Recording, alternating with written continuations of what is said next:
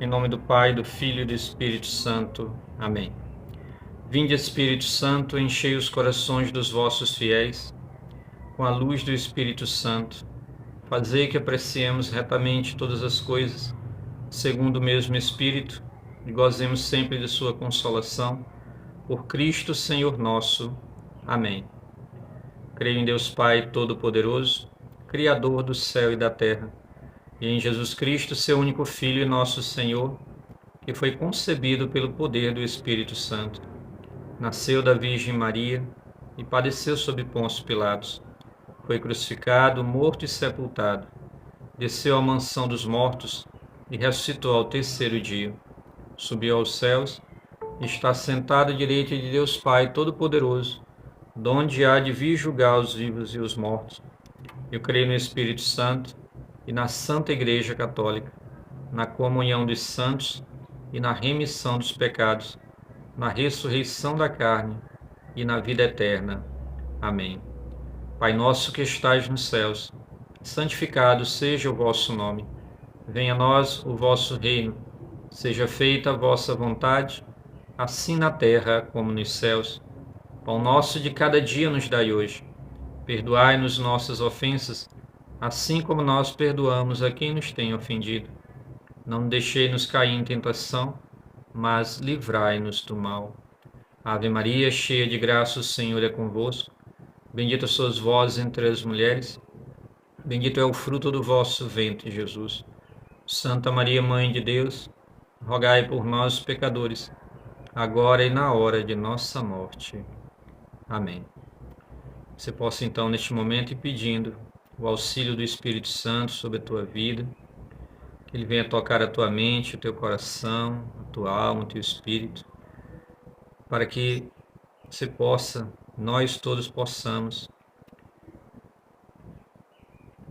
receber o máximo e poder absorver e aproveitar o máximo de tudo que essa catequese hoje quer nos falar. Ao mesmo tempo, Senhor, nós te louvamos e agradecemos por essa graça e permissão que o Senhor nos dá de mais esse encontro neste sábado. Quero te louvar e agradecer pela vida de todos esses irmãos e irmãs que aqui já estão, os que virão, os que não poderão vir também. Que, Senhor, guiados pelo teu divino Espírito Santo, possamos, Jesus, colher os melhores frutos desta catequese de hoje. Para isso, nos dá um espírito de entendimento, de sabedoria, de discernimento, de abertura, de humildade, para acolhermos, recebermos e nos propormos a viver tudo aquilo que essa catequese quer nos falar, quer nos dizer, quer nos ensinar, quer nos exortar nesse dia de hoje e nos fazer crescer como cristãos, como discípulos, como testemunha do Senhor, aqui e em qualquer lugar. E que, Senhor, os frutos dessa catequese na vida de cada um desses irmãos, de suas famílias, daqueles que estão ao seu redor, possam tudo isso louvar e bendizer o vosso santo nome, hoje e sempre. Amém. Em nome do Pai, do Filho e do Espírito Santo. Amém. Então, irmãos, boa tarde aos que chegaram agora, por último. Peço que você abra sua Bíblia no Evangelho de São Lucas, no capítulo 10, a partir do versículo 25, porque nesse encontro de hoje, talvez provavelmente para o sábado que vem também, nós estaremos meditando e refletindo, conhecendo sobre o segundo sacramento de cura, que é o sacramento da unção dos enfermos. Então, juntamente com o sacramento da reconciliação, confissão ou penitência que nós concluímos sábado passado, hoje nós passamos então a conhecer um pouco desse sacramento que para muitos é até temido, né? Evitado, né? Não, vamos conhecendo também, ver que esse sacramento também tem muito a nos oferecer de benefícios, certo? Porque antigamente, lá nos antigamente, esse sacramento era chamado de extrema unção, né? Parece que estavam com ali já, vamos dizer no dito popular, já com o pé na cova. Então, muitos temiam, né, esse sacramento. Mas veremos que não é bem assim, né? Vamos conhecer para melhorar no conhecimento, né, deste sacramento. Então, eu pedi para vocês que abrissem aí a Bíblia de vocês no Evangelho de São Lucas, no capítulo 10, a partir do versículo 25, para a gente então dar um pontapé inicial para conhecermos esse sacramento e a sua importância e a sua relevância. Porque, né, trata-se de uma realidade de todos nós, seres humanos. Então diz aí a palavra de Deus, que um doutor da lei se levantou e, para experimentar Jesus, perguntou: Mestre, que devo fazer para herdar a vida eterna? Jesus lhe disse: Que está escrito na lei? Como lês? E ele respondeu: Amarás o Senhor teu Deus de todo o teu coração, com toda a tua alma, com toda a tua força e com todo o teu entendimento, e a teu próximo como a ti mesmo. E Jesus lhe disse: Respondeste corretamente, faze isso e viverás. Ele, porém, querendo justificar-se, disse a Jesus: Quem é o meu próximo? Jesus retomou: Certo homem descia de Jerusalém para Jericó e caiu. Retomando. Então, disse Jesus: E quem é o meu próximo? Jesus respondeu: Certo homem descia de Jerusalém para Jericó e caiu nas mãos de assaltantes que lhe arrancaram tudo, espancaram-no e foram embora, deixando-o meio morto. Por acaso descia por aquele caminho um sacerdote, mas ao ver o homem passou longe. Assim também um levita chegou ao lugar, viu o homem e seguiu adiante por outro lado. Um samaritano, porém, que estava viajando, chegou perto dele e, ao vê-lo, moveu-se de compaixão. Aproximou-se dele e tratou-lhe as feridas, derramando nelas azeite e vinho. Depois colocou-o sobre o seu próprio animal e o levou a uma hospedaria onde cuidou dele.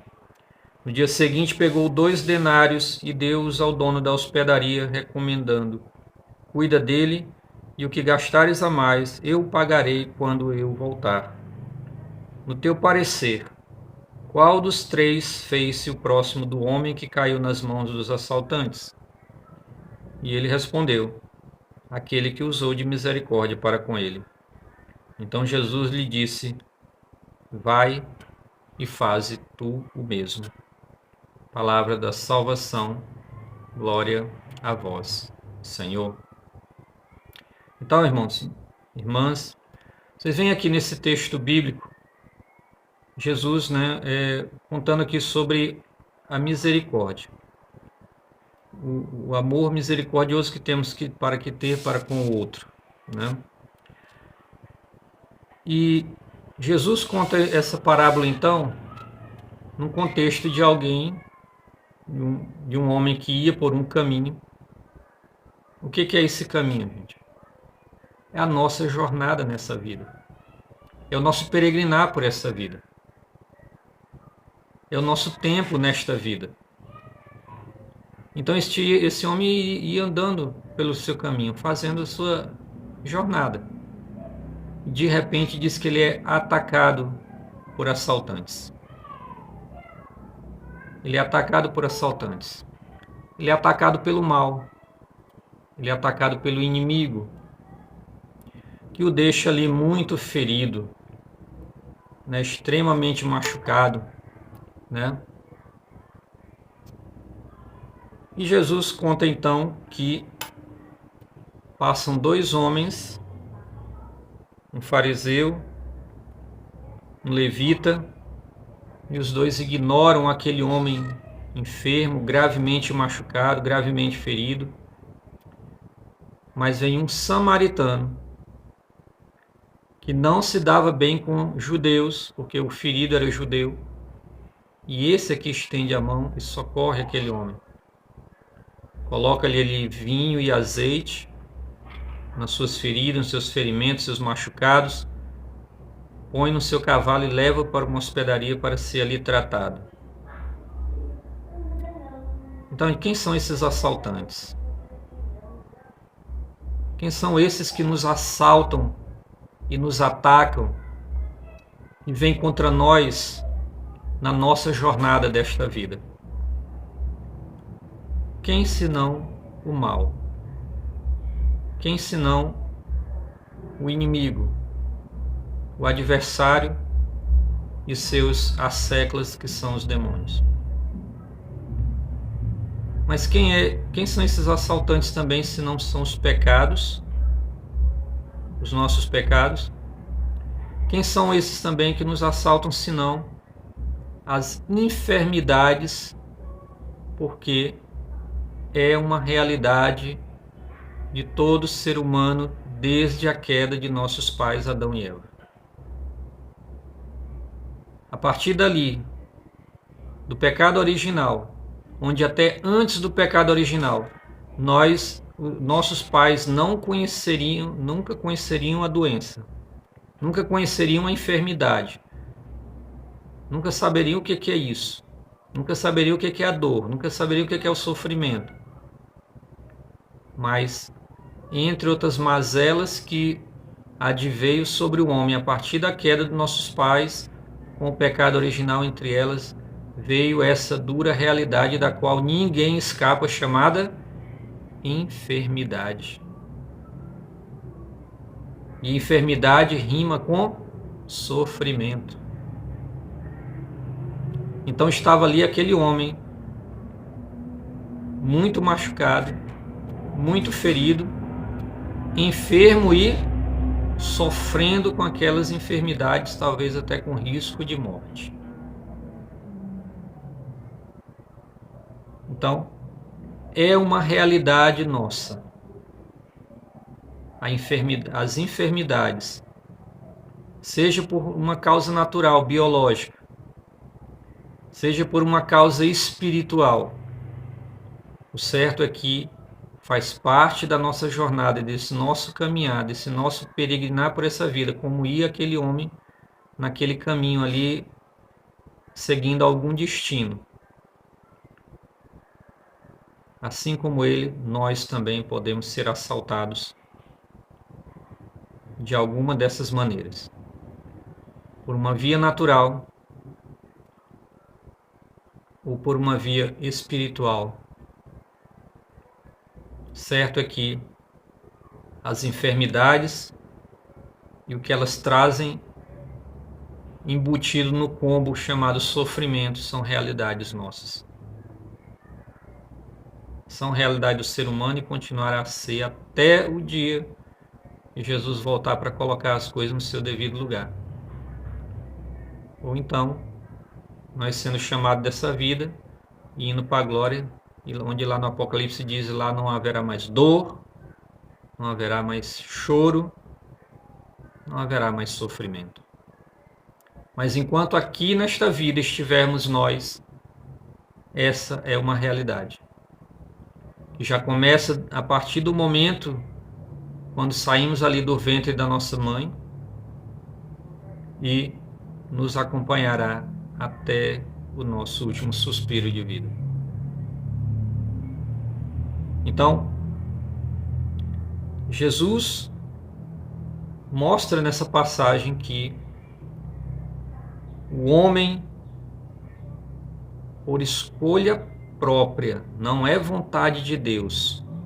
Por isso que é uma blasfêmia grave quando alguém em enfermidade lança blasfêmias, murmurações contra Deus, porque a enfermidade, o sofrimento não foi vontade de Deus para nós, quando criou nossos pais.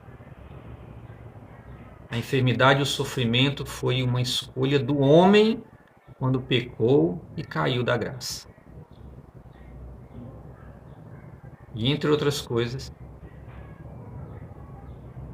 adquiriu essa mazela. Então, é por isso que o catecismo da Igreja Católica, quando fala desse sacramento da unção dos enfermos, a partir do parágrafo 1499, mais exatamente no 1500 e 1501, Ele vai falar sobre essa realidade da enfermidade na vida humana. E diz aqui que a enfermidade e o sofrimento sempre estiveram entre os problemas mais graves da vida humana.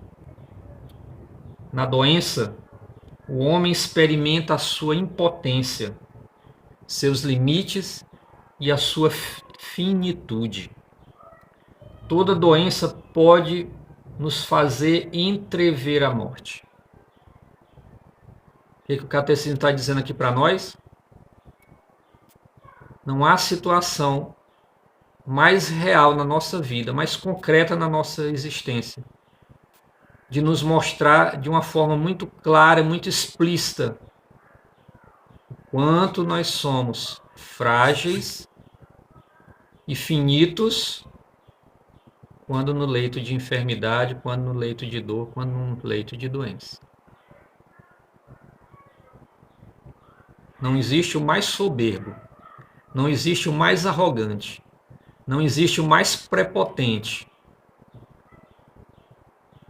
que não se dobre, que não se rebaixe quando se vê num leito de dor e num risco de vida e num risco de morte. Então, essa é uma realidade. E continuando, diz que a enfermidade pode levar a pessoa à angústia, a fechar-se sobre si mesma e às vezes ao desespero e à revolta contra Deus. Também pode, no entanto, tornar a pessoa mais madura, é o outro lado da moeda.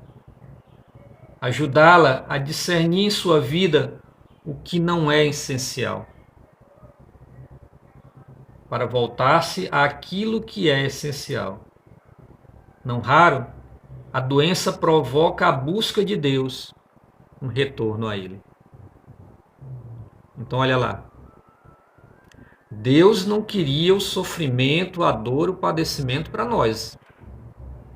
Isso foi uma escolha do homem. Agora, essa realidade está aí. E o homem pode vê-la, segundo o catecismo, sob duas óticas. A da revolta, né? A da indignação, da murmuração, se revoltar, culpar a Deus e chegar ao ponto extremo do desespero. Ou então ele pode ir pela segunda via, de ver naquela enfermidade uma oportunidade de análise de vida e ver que no fundo não é nada. A partir dali amadurecer e buscar reconciliação com Deus. Então, diante de uma enfermidade, diante de um sofrimento, o homem se vê nessas duas realidades, nessas duas posições. Ele pode se colocar nessas duas posições, de revolta ou de acolhimento e crescimento.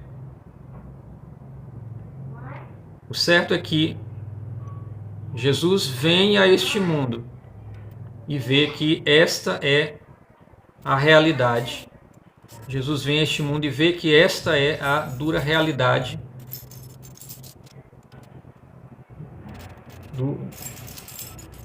é a dura realidade do ser humano.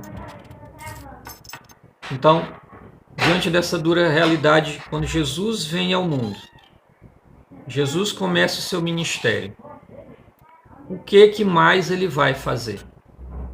Se você já leu todos os evangelhos da Bíblia, do Novo Testamento, Mateus, Marcos, Lucas e João, o que mais vai marcar o ministério de nosso Senhor Jesus Cristo? Senão o ministério de cura das enfermidades e libertação dos males espirituais, principalmente as possessões, as ações do inimigo. E é por isso que você volta um pouquinho aí no mesmo Evangelho de São Lucas. partir do capítulo 4. A partir do capítulo 4, quando Jesus, depois daquele embate com Satanás, ele volta para a sua cidade de Nazaré. Ele entra naquela sinagoga num dia de sábado, a partir do versículo 14. E diz a palavra de Deus aí, que pela força do Espírito, Jesus voltou para a Galiléia e sua fama se espalhou por toda a região. Ele ensinava em suas sinagogas e era elogiado por todos. Foi então a Nazaré, onde foi criado conforme seu costume no dia de sábado, foi à sinagoga e levantou-se para fazer a leitura. Deram-lhe o livro do profeta Isaías. Abrindo o livro, encontrou o lugar onde está escrito: O Espírito do Senhor está sobre mim, pois ele me ungiu para anunciar o Evangelho aos pobres. Enviou-me para proclamar a liberdade aos presos e aos cegos a visão, para pôr em liberdade os oprimidos e proclamar um ano do agrado do Senhor. Depois fechou o livro, entregou ao ajudante e sentou-se. Os olhos de todos na sinagoga estavam fixos nele. Então começou a dizer-lhes: Hoje cumpriu-se esta palavra da Escritura que acabais de ouvir. Palavra da salvação. Glória a vós, Senhor. Jesus diz o que aqui? No versículo 18. O Espírito do Senhor está sobre mim, pois me ungiu para anunciar o Evangelho aos pobres, pregar a palavra de Deus. Mas depois ele diz que enviou-me para proclamar a liberdade aos presos. Não é um preso lá na cadeia pública da cidade. É os presos ao pecado, atado ao pecado e atado ao mal. Curar das influências do inimigo. E em seguida ele diz: e aos cegos a visão, curar. Então o ministério de Jesus vai ser marcado por um ministério de cura e um ministério de libertação, sobre a ação poderosa do Espírito Santo. E aí você vê que Jesus, quando sai dali, você vai correndo a Bíblia aí, na sequência.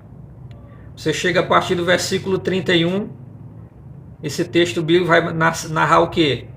Jesus em Cafarnaum expulsa um possesso de demônio. Olha aí, libertação. Você chega a partir do versículo 38. Vai narrar o quê? Jesus curando a sogra de Simão Pedro. Você salta aí no capítulo 5. Já no capítulo 5, a partir do versículo 12, Jesus cura um leproso. Você chega no versículo 17, Jesus cura um paralítico. Você chega no capítulo 6, a partir do versículo 6, Jesus cura um homem da mão seca. Então, o ministério de Jesus era marcado eminentemente pela cura das enfermidades e a libertação do mal. O ministério de Jesus, além de pregar a palavra de Deus, pregar o Evangelho, pregar a boa nova da salvação, a boa nova da restauração, a boa nova da reconciliação com Deus. O ministério de Jesus era marcado visivelmente, claramente, por curas de enfermidades físicas e espirituais e por libertação de ações malignas. Como, por exemplo, Maria Madalena, que foi liberta de 7 demônios. Então, é uma marca do ministério de Jesus. Então, o catecismo da Igreja Católica, quando fala de Jesus médico, diz: a compaixão de Cristo para com os doentes e suas numerosas curas de enfermos de todo tipo são um sinal evidente de que Deus visitou o seu povo. Por que Jesus curou tanto? Por que Jesus libertou tanto ao ponto de São João, lá no seu último capítulo, lá no seu Evangelho de São João, se eu não me engano, capítulo 22, 21 ou 22, ele dizer, se fosse aqui narrar todos os feitos, todas as maravilhas, todos os prodígios, todos os milagres, todos os sinais de Jesus, nem todos os livros do mundo seriam suficientes.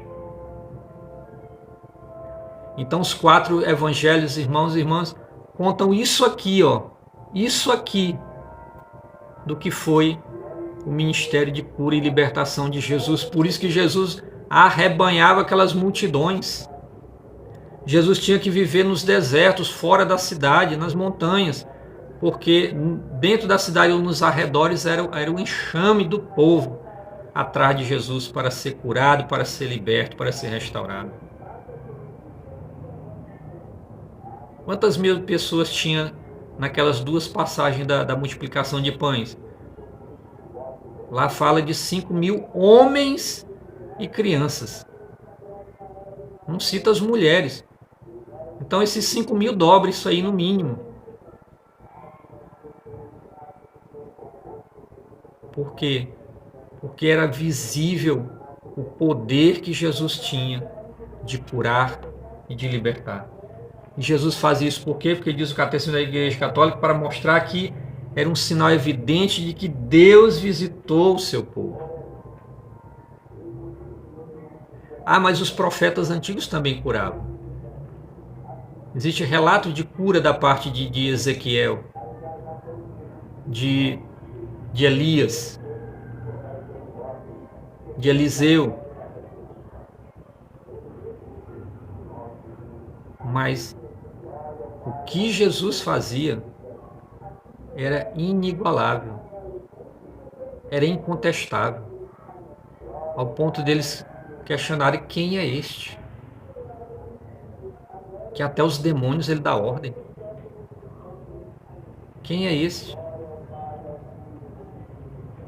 Então, um sinal visível de que Deus visitou o seu povo e de que o reino de Deus está bem próximo. Jesus não só tem poder de curar, mas também de perdoar os pecados.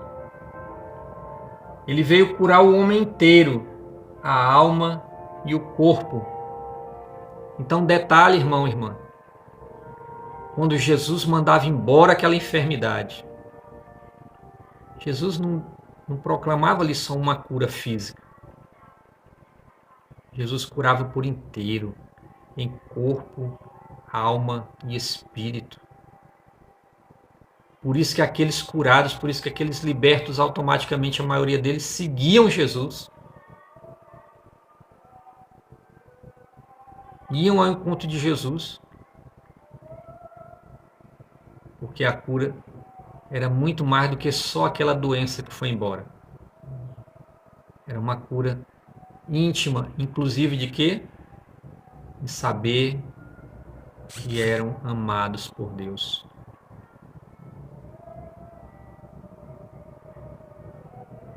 Saber que ali eles não receberam só uma cura física, eles receberam uma verdadeira experiência de serem filhos amados de Deus.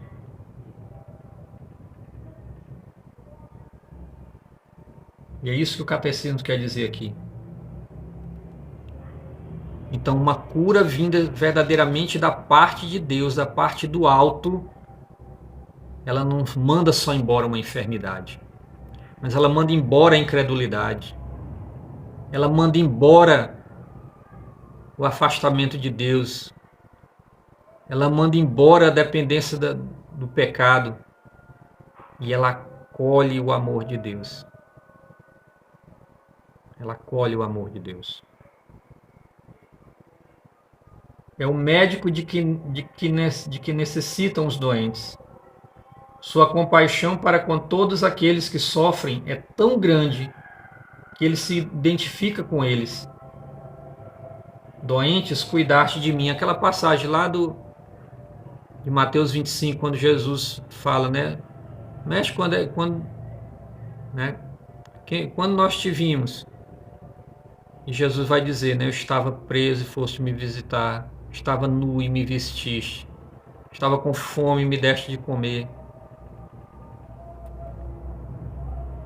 Então, estava doente e viestes cuidar de mim, cuidastes de mim. Como está lá no versículo 36, Mateus 25, 36. Então, cuidar de um enfermo. Por isso que tem uma passagem de um santo da igreja, não me lembro o nome agora, que a vida dele era estar no meio dos doentes, curando, tratando, ajudando a curar os doentes.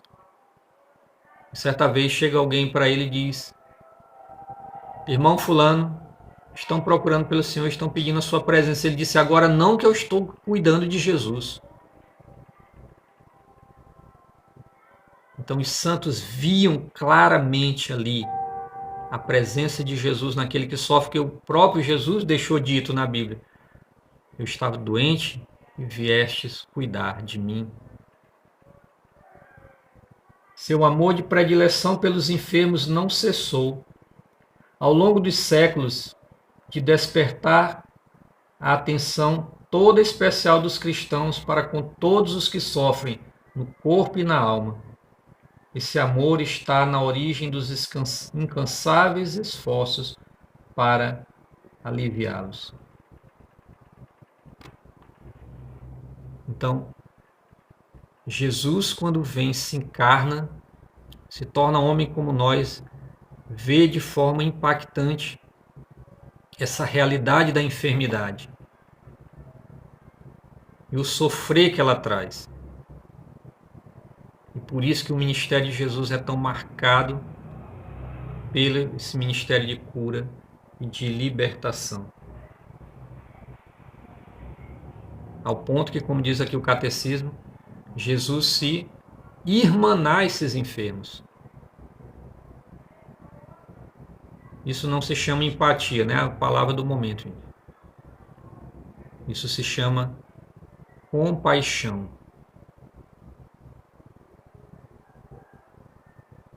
Vamos aprender a linguagem de Deus. Hoje a palavra do momento é empatia. Você tem que ter empatia com o outro.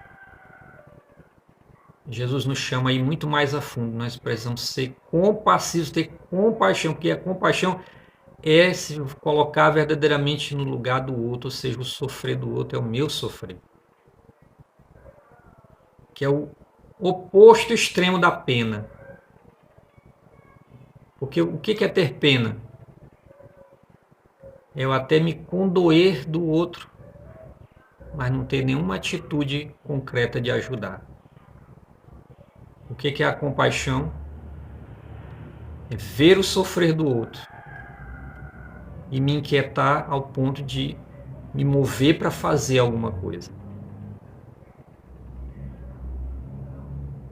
O Senhor nos chama a ser compassivos e não penosos ou empáticos com os outros.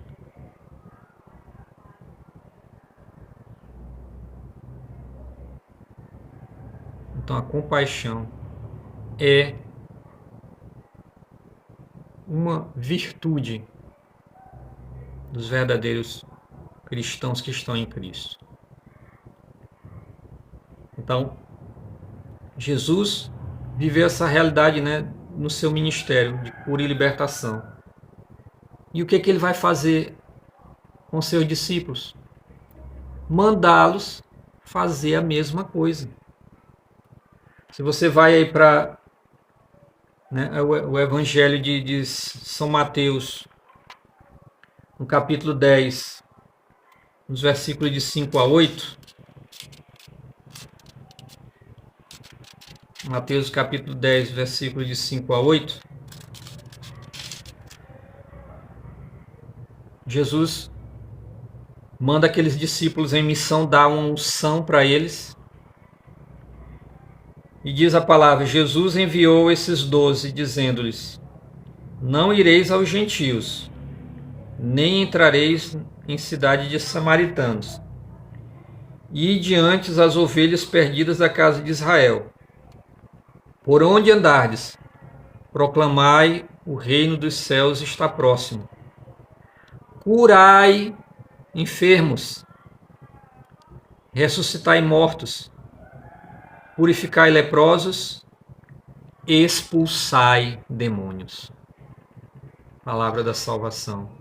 Glória a vós, Senhor. O ministério que Jesus exercia, de curar enfermos, expulsar o mal, Jesus agora dá essa unção aos seus discípulos. E detalhe, ele aqui ainda em vida, como homem. Agora, se nós vamos lá para o Evangelho de São Marcos, no capítulo 16.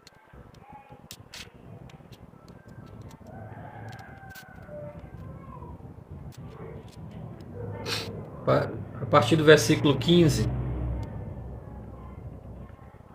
Agora Jesus aqui ressuscitado. Na primeira passagem, Jesus homem, encarnado, manda seus discípulos curar e libertar. Capítulo 16 de São Marcos, a partir do versículo 15, Jesus agora ressuscitado. Aparece a seus discípulos, ainda discípulos, e ordenas a eles o quê? Ide por todo o mundo e proclamai o Evangelho a toda criatura. Quem crê e for batizado será salvo, mas quem não crê será condenado. Eis os sinais que acompanharão aqueles que crerem. Expulsarão demônios em meu nome. Falarão novas línguas. Se pegarem em serpentes e beberem veneno mortal, não lhes fará mal algum. E quando impuserem as mãos sobre os enfermos, ficarão curados. Palavra da salvação, glória a vós, Senhor. Jesus, ainda encarnado, mandava curar e libertar. Jesus, agora ressuscitado, manda curar e libertar. Então está sobre a unção da Igreja de Nosso Senhor. O poder de curar, o poder de libertar. Mas isso acontece aos que crerem. Mas isso acontece aos que crerem.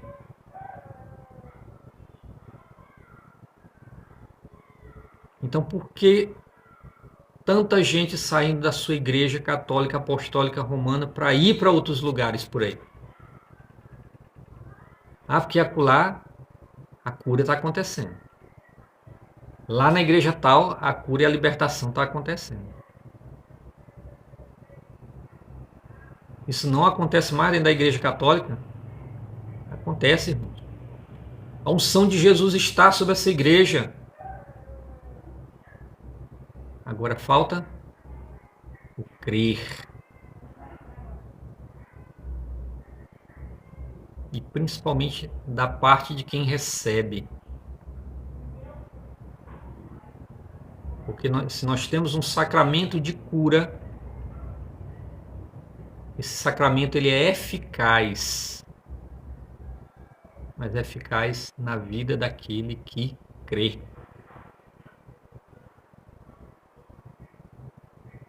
Então, se eu vou com fé ao sacramento da reconciliação, ele tem a graça de me curar. Se eu vou com fé a esse sacramento da unção dos enfermos, ele tem o poder de me curar. Então, certo é que Jesus deixa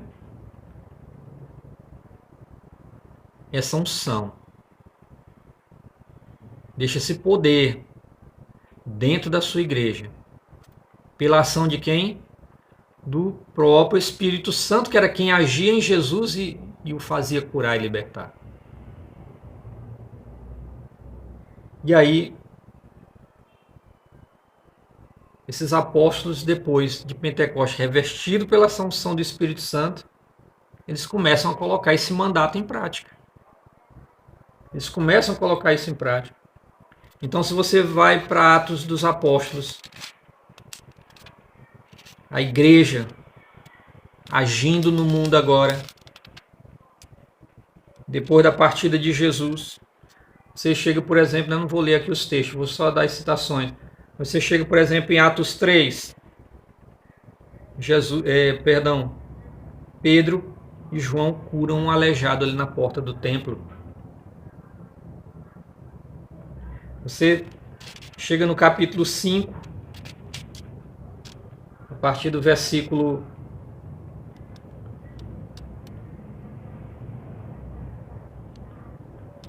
12. Diz aqui que muitos sinais e prodígios eram realizados entre o povo pelas mãos dos apóstolos.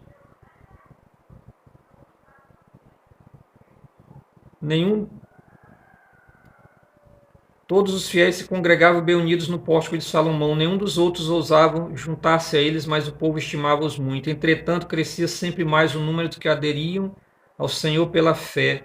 Uma multidão de homens e mulheres chegavam a transportar para as praças os doentes em leitos e macas, a fim de que, quando Pedro passasse, pelo menos a sua sombra cobrisse alguns deles.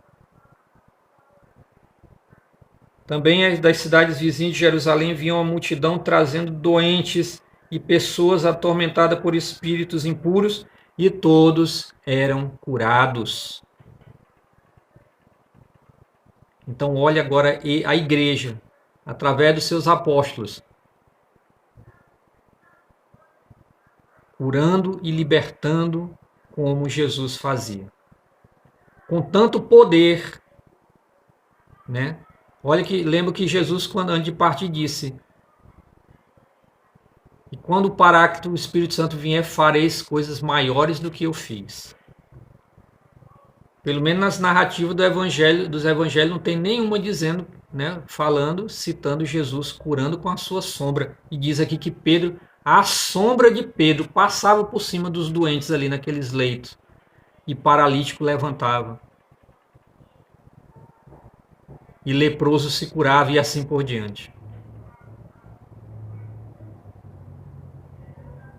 Então é a igreja seguindo o mandato de Jesus de curar e libertar. A igreja de Jesus tem o mandato para curar e libertar. E essa graça está onde? Dentro de 2 sacramentos, chamados confissão e unção dos enfermos.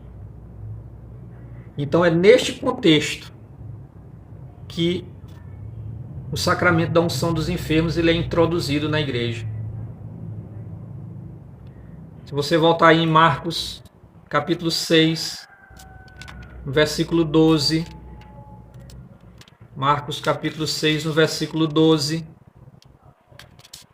Professor? Pois não? Só atrapalhando aqui. Repete essa parte que ele estava tanto no sacramento de confirmação e no unção dos enfermos. A graça da cura. Sim, tá. São 2 sacramentos que têm poder de cura, né? Então, Marcos 6, versículo 12.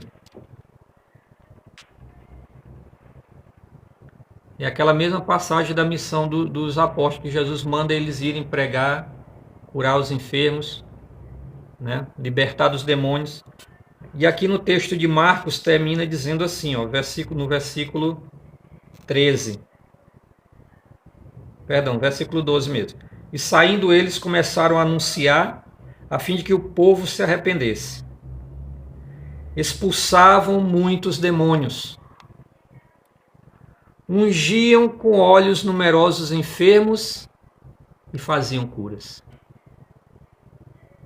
Ungiam com óleo numerosos enfermos e faziam curas.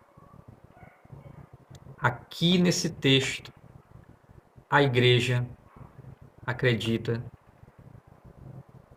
que era já a manifestação da aplicação do sacramento da unção dos enfermos.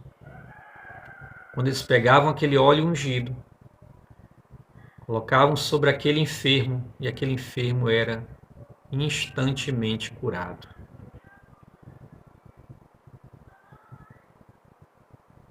claro que sobre a ação e o poder do Espírito Santo.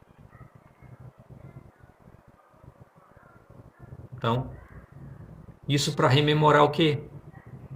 A primeira leitura que nós começamos esse encontro. Quando aquele samaritano passa naquele caminho, vê aquele homem caído, muito ferido e machucado por causa daqueles assaltantes. Qual é a primeira ação dele? Colocar vinho e azeite. A unção dos enfermos é feita de quê, gente? Do óleo do azeite de oliva.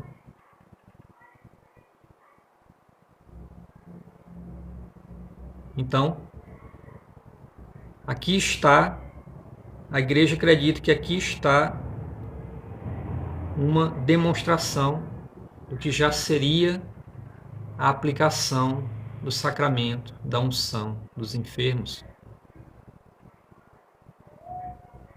E que vai ser, então, confirmada, né, lá na carta de São Tiago, no capítulo 5. Carta de São Tiago, no capítulo 5, a partir do versículo 13. Carta de São Tiago, já lá bem para o final da Bíblia lá, viu, gente? Fica depois da carta aos Hebreus. Carta de São Tiago, capítulo 5, a partir do versículo 13, diz assim: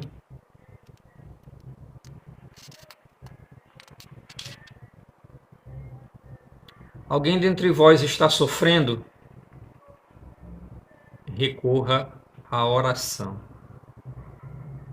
Alguém está alegre? Entoe hinos. Alguém dentre vós está enfermo? Mande chamar os anciãos da igreja. Quem são os anciãos da igreja hoje? Os sacerdotes. Mande chamar os anciãos da igreja, para que orem sobre ele, ungindo com o óleo no nome do Senhor. A oração da fé salvará o enfermo, e o Senhor o reerguerá. Se tiver cometido pecados, receberá o perdão. Palavra do Senhor, graças a Deus. Então, por esses dois textos evangélicos, o primeiro texto evangélico de São Marcos, lá em 6:13, e aqui na carta de São Tiago, no capítulo 5, versículo 13 ao 15, a igreja vê a aplicação do sacramento da unção dos enfermos. Está enfermo? Chame o sacerdote e ele, ungindo com óleo o nome do Senhor, a oração da fé salvará o enfermo e o Senhor o reerguerá. Então, é a ação samaritana da igreja no meio deste mundo, irmão. Aquele samaritano é Cristo. Mas aquele samaritano é a igreja que no meio deste mundo, encontrando os enfermos aí a sofrer, padecendo, né, com suas enfermidades físicas ou espirituais, a igreja vem misericordiosamente, compassivamente a esse sofredor, a esse enfermo, a esse doente, o acolhe, derrama sobre ele a unção da graça, a unção do amor de Deus, o óleo do amor de Deus, o óleo do poder de Deus, esse óleo, a ação do Espírito Santo de Deus. E essa vida é curada. Os muitos preocupados com sua própria vida, como aqueles fariseu e levita, olham para os enfermos, olham para os doentes, olham para os sofredores deste mundo e passam reto. Eu tenho a minha vida, eu tenho mais o que fazer. Que venham os outros aí, quem quiser que venha. Não. a Igreja de Cristo, a Igreja misericordiosa samaritana, olha para os enfermos, se compadece e age. E age com o poder do alto, por meio de um sacramento chamado Sacramento da Unção dos Enfermos. Então é um sacramento, não é só para quem está no pé na cova, não. Aquele samaritano muito ferido lá estava em risco de morte, sim.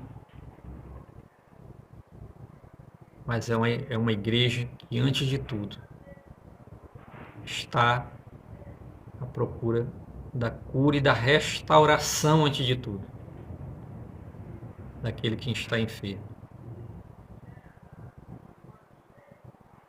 À procura dos cristos que estão por aí, clamando por cura, clamando por serem libertos dessa dor e desse sofrimento.